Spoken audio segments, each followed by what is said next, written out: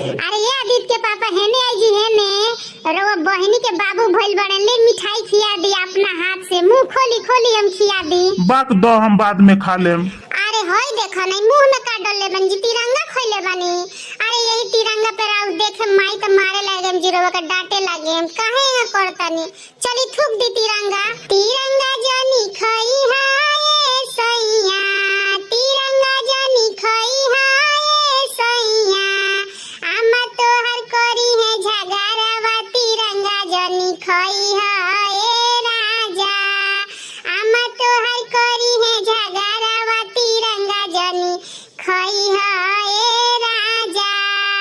के हमरा के माना करियो के करी माना हमरा के तिरंगा छूटे वाला बा हमरा से तिरंगा छूटी सब छूट जाई घर बार हमरा से तिरंगा ना छूटी नशा को छूटे लकी के तिरंगा हम खइबो ए धनिया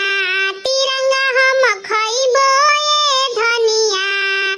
आमा के नोटी दबइबो तिरंगा हम खइबो ए धनिया मम्मी के नोटी दबइबो तिरंगा हम खइबो ए धनिया भाभी तोहर करी है झगड़ावा तिरंगा जनी खइहा ए राजा भाभी के अलग करइबो तिरंगा हम खइबो ए धनिया। तो जाई अपने बहनी से मिल ली उ पढ़ल लिखल बानी समझदार बानी वेरवा के समझाए दीदी तोहर करी है लड़ाइया तिरंगा जनी खइहा ए राजा तिरंगा हम खइबो ए धनिया तिरंगा हम खइबो ए धनिया